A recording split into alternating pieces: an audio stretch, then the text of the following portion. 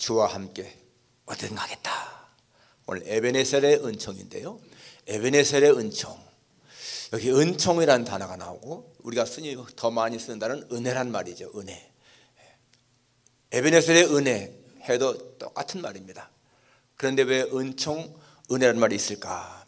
여러분, 우리나라 말에는 은혜와 은총이 있는데요, 영어는 grace 하면 똑같습니다. grace 하면 은총도 되고 은혜도 되고, 헬라 말도 그리스 말도 카리스 하면은 은혜, 은총 다 되는 거예요.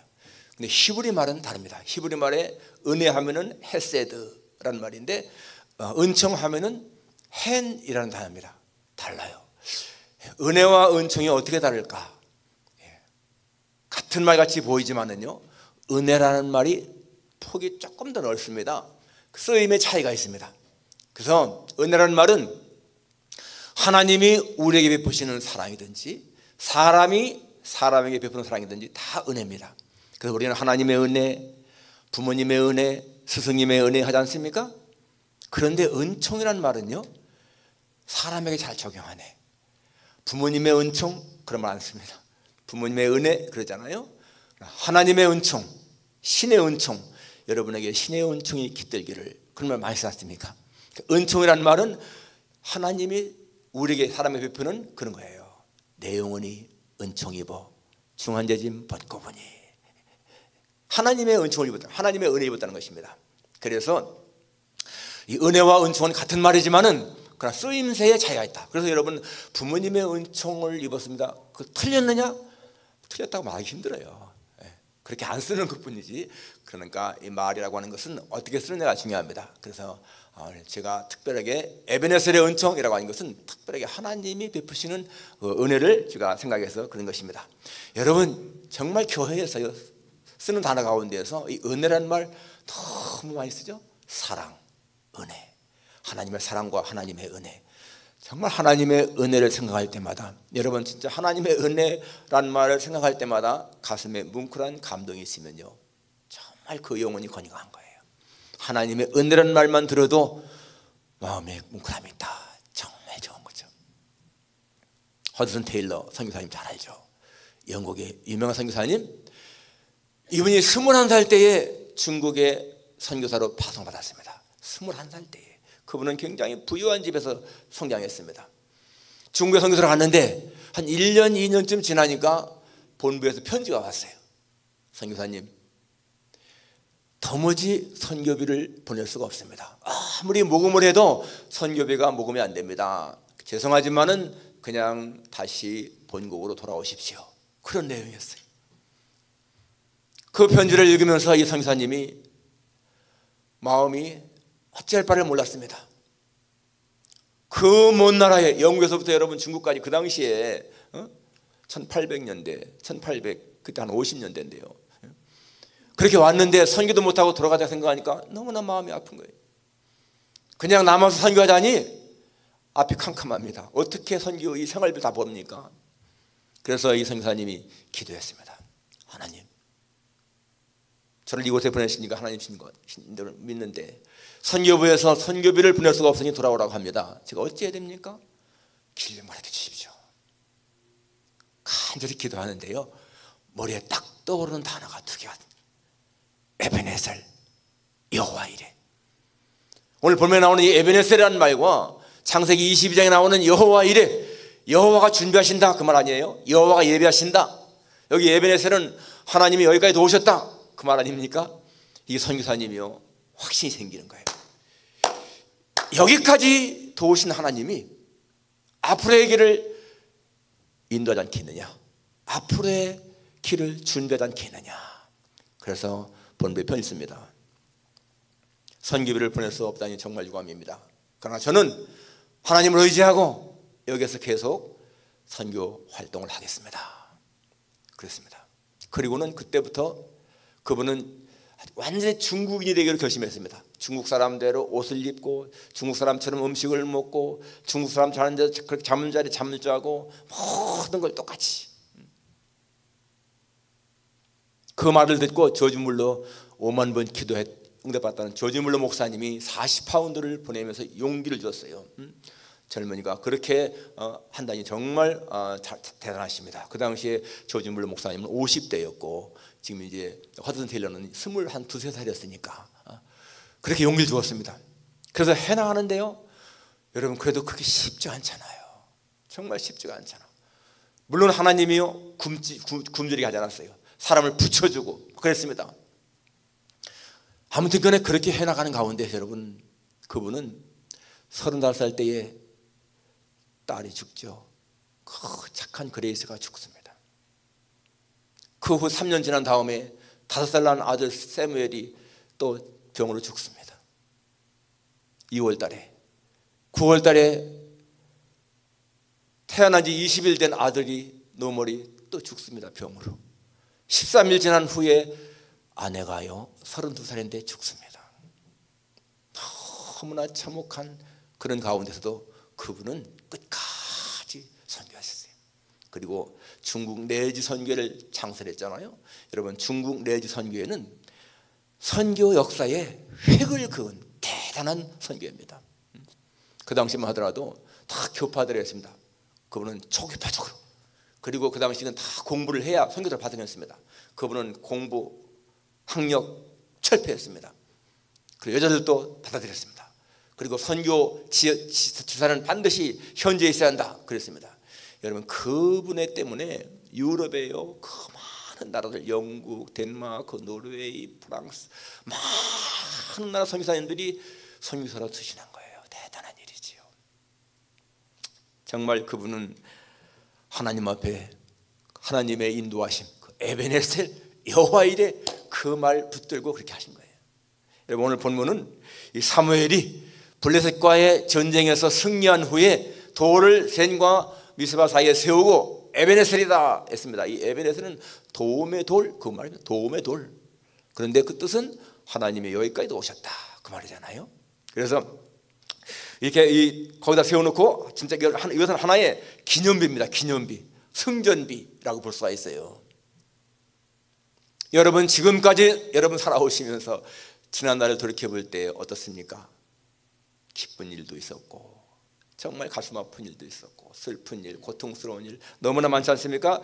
예, 여러분 저는 이제 미국에 온 지가 38년 됐는데 38년 가운데 34년을 이 교회의 신무 목사로 일해왔어요. 그리고 이제 다음 주면은 원로 목사로 추대받고 끝나는데 지나간 날들이 주마등 같이 딱 떠오릅니다. 제가 오늘 여러분 그 대한교회 등록 순서를 나눠드린 것도 그런 걸 한번 되짚어보는 위한 겁니다. 4단계가 있죠. 저희 교회는 4단계로 구분되죠. 처음에 저 첼테넴에서 미국 교회당을 빌려볼 때 그때, 그리고 두 번째는 카트만에브니에서 교회당을 마련해서 지낼 때, 세 번째는 하텔에브니에 교회당을 마련해서 이사하고, 네 번째 얼랜드에 와서 지낸 그때마다 하나님은 정말 도우신 것이죠. 정말 감사해요. 30년 이상을 저 같이 신앙생활하신 분 정말 감사하고요. 그동안에 같이 일했던 것이 얼마나 감사한 것인가. 어느 분이 이런 말 하시더라고. 후계자가 없는 성공은 실패다. 후계자가 없는 성공은 실패래요. 그런데 제가 후계자가 저렇게 앉아 계시니까 너무너무 마음이 좋습니다. 여러분 달리기 계주에서요 막 바톤을 갖고 달려가는데 바톤을 인계할 자가 없다. 경기는 아직 안 끝났는데 얼마나 난감한 일입니까? 근데 바톤을 딱 넘길 자가 있다. 굉장히 좋은 거죠. 어떤 분들은 목사님 목회 은퇴하면 뭐 하겠습니까? 뭐 섭섭하지 않습니까? 여러분 섭섭한 만 조금도 없습니다. 조금도. 여러분 계주 막 달려가는 자가 딱 넘겨줄 때 더 뛰고 싶은 마음 있겠어요? 쉬어야죠. 당연히 가까이 뛰었습니다. 그렇기 때문에 저는 너무너무 기쁜 마음으로 이제 은퇴하는 거예요. 저는 정말 오늘 나온 대로, 그래서 제가 제목도요, 왜 에베네셀, 다음 주는 뭐겠어요? 여호와 이레입니다. 다음 주는 여호와 이레. 저는 에베네셀의 하나님에 대한 은혜를 진짜 마음에 느끼고요, 감사합니다. 자, 이 에베네셀의 은혜가 무엇인가? 에베네셀의 은총이 무엇인가? 첫째는 도우심의 은총, 도우심의 은총. 예? 또 그레이스 오브 헬프입니다. 오늘 12절 보게 되니까 사무엘이 돌을 취하여 미스바와 젠 사이에 세워 이르되 여호와께서 여기까지 우리를 도우셨다 하고 그 이름을 에베네스라 했다. 여기까지 하나님 도우셨다.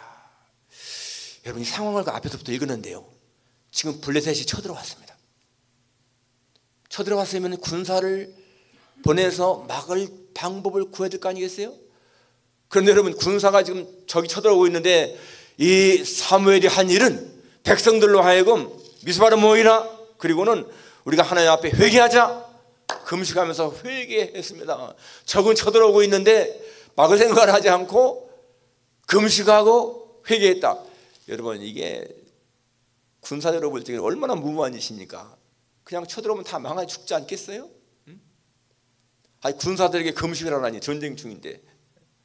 그런데 어떻습니까? 결과가 하나님은 그러한 가운데서 오히려 그 블레셋을 갖다가 어지럽혔죠. 오늘 10절에 보니까 사무엘이 번제를 드릴 때에 블레셋 사람이 이스라엘과 싸우려고 가까이 오매 그날에 여호와께서 블레셋 사람에게 큰 우레를 발하여 그들을 어지럽게 하시니 그들이 이스라엘 앞에 패한지라. 이스라엘이 자신들의 힘으로 싸운 것이 아니고요, 하나님이 저들을 어지럽혔어요. 정신없게 만들었습니다. 큰 우리를 바랐어. 정신없으니까, 군인들이 정신없으니까 뭐 싸울 수 있겠어요? 그런 건 그냥 정말 아이들이 나와서 죽여도 죽일 수 있지 않겠습니까? 그러니까 대승을 한 거예요. 여러분 그때까지 이스라엘은 하나님 앞에 하나님을 떠난 삶을 살았습니다. 그때까지 3일 전까지. 그래서 하나님이 블레셋을 도구로 사용해서 이스라엘을 징계하신 거예요. 그래서 전쟁할 때마다 패했습니다. 엘리 제사장 때는 전쟁할 때마다 패했어요. 법궤까지 뺏기지 않았습니까? 그런데 이제 바로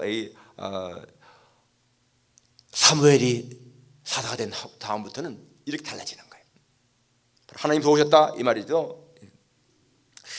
정말 이렇게 위태한 상황 가운데서 회개의 운동을 펼쳤다. 이거는 신앙이 이냐 아니면 할 수 없는 그런 것입니다. 정말 이 사무엘은 죽으면 죽으려 하는 거예요. 그러니까 무엇이 중요한지 아는 사람입니다. 사무엘은 우리가 이 전쟁에 승리하기 위해서는 하나님이 돕지 않으면 안 된다, 우리의 힘으로는 안 된다, 이걸 깨달은 사람인 거예요. 그렇기 때문에 하나님 앞에 회개하자, 금식하자, 그분께 간절히 부르짖자. 그럼 하나님 도우신다. 그 확신 때문에 그렇게 했습니다. 그리고 정말 하나님은 그 기도를 들으시고 도와주지 않았어요? 여러분 세상을 살아가는 거 정말 만만치 않죠?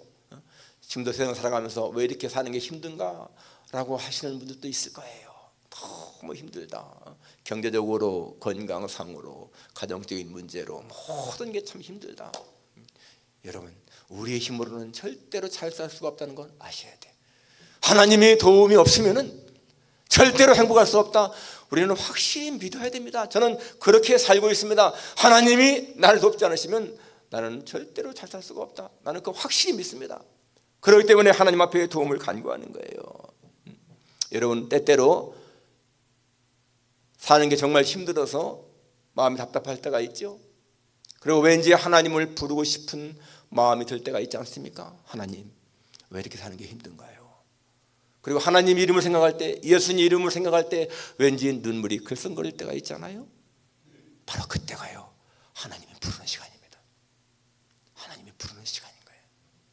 너 혼자의 힘으로 살기에 힘들지 않니?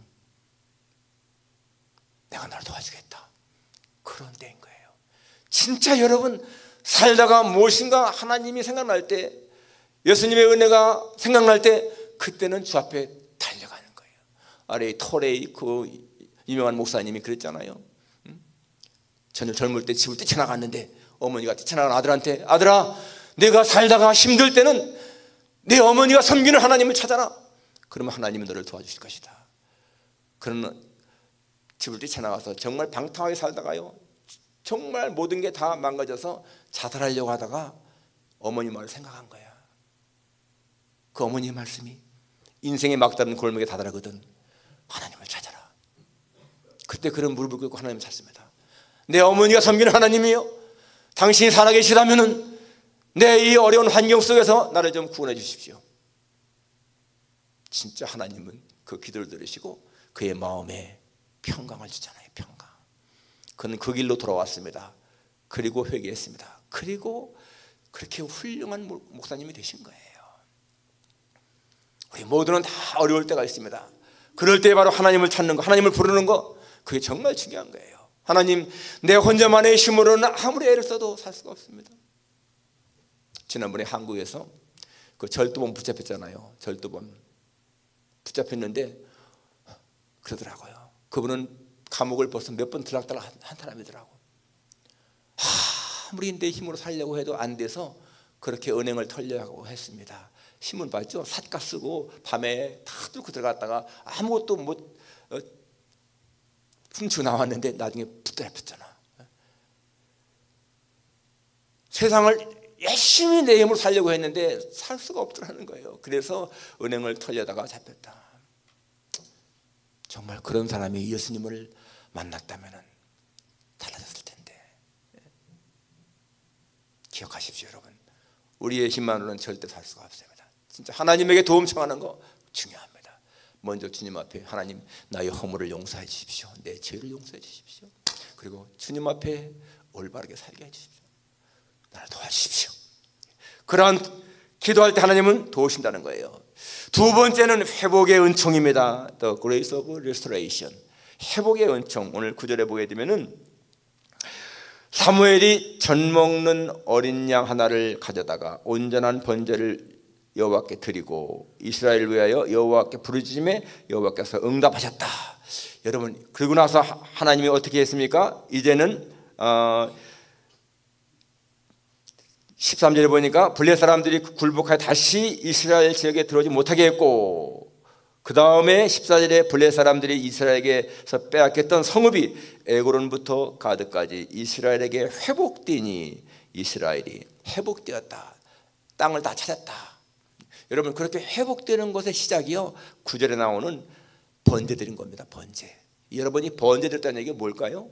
제사 드린 것이거든요. 제사가 뭡니까? 오늘날로 보면 예배인 거예요. 예배.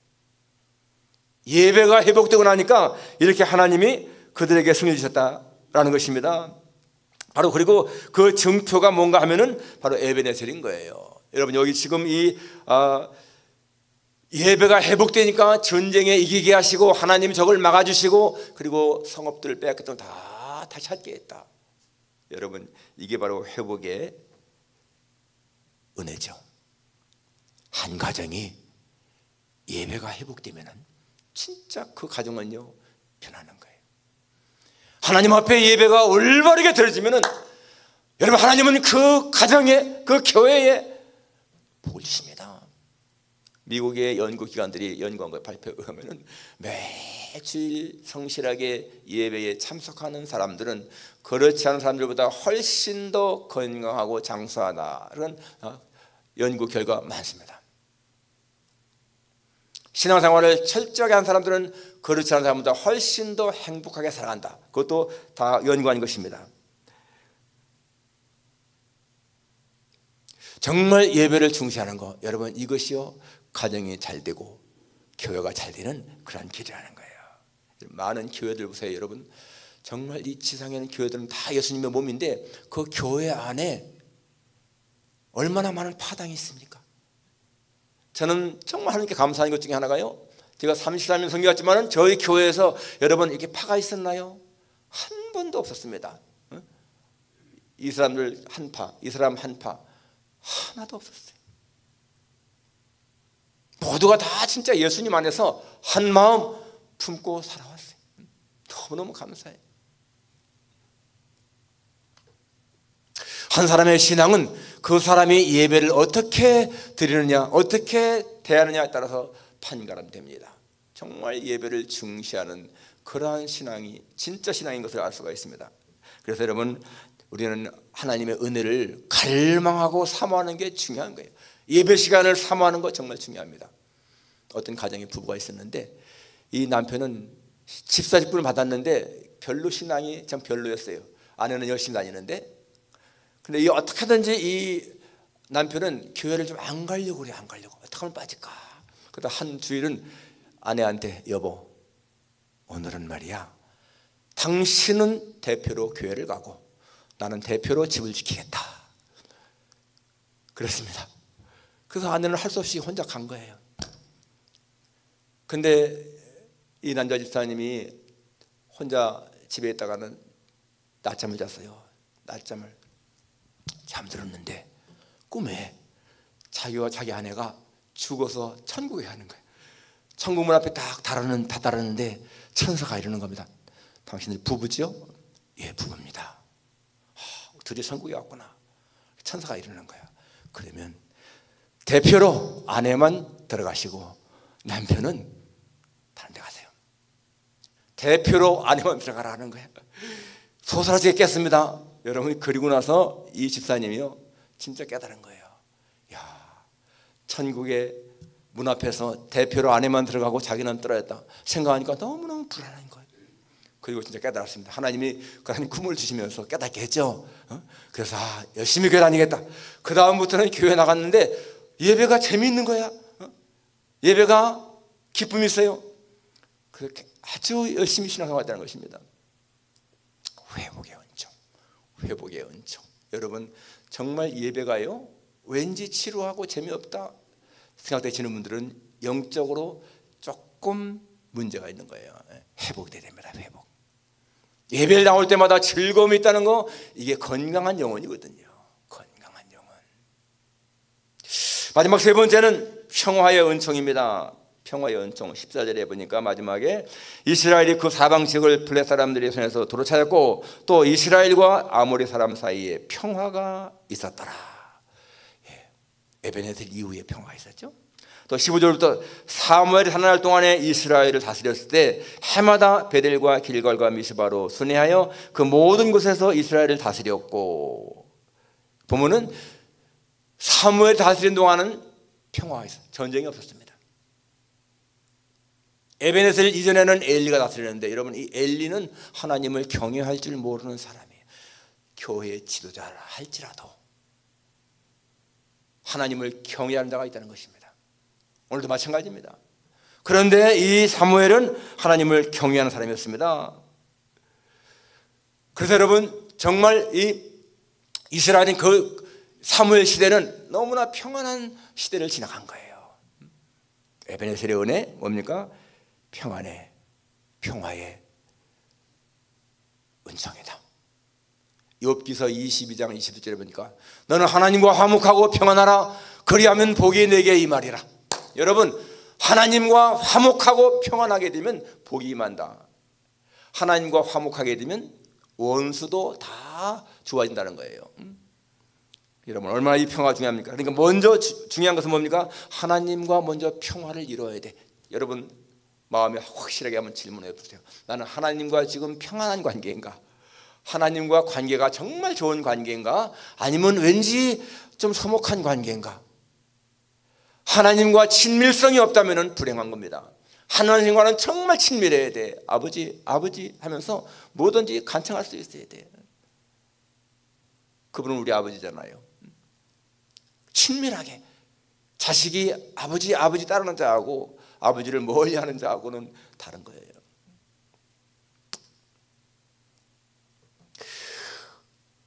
평강이라고 하는 것은 믿는 자가 누리는 복입니다.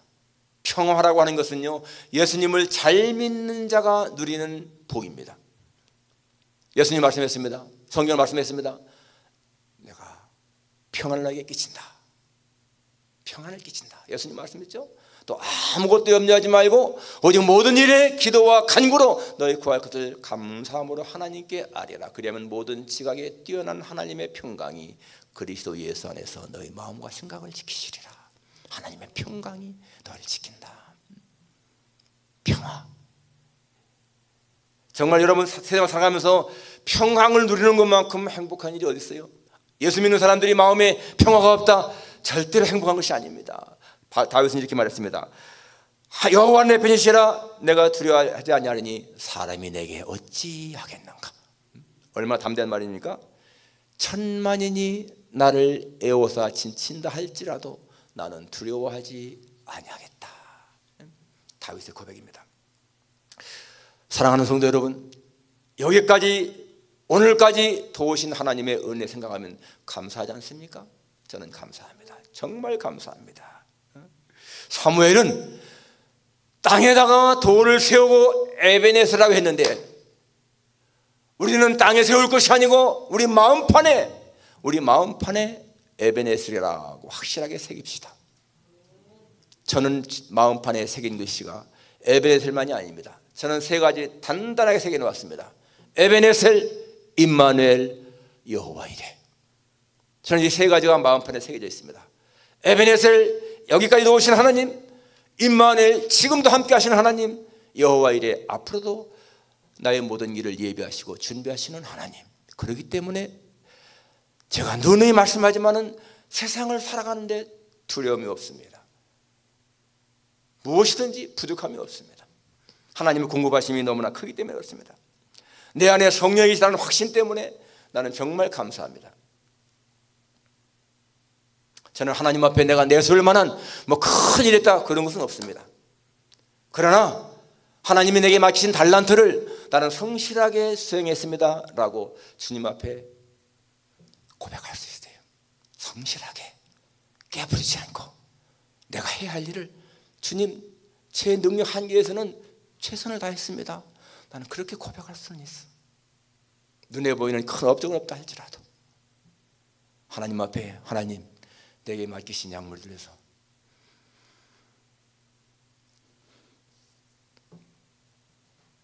나는 새벽마다 그 이름을 부르며 기도했습니다. 이름 하나하나 부르면서 정말 그들을 기도했습니다.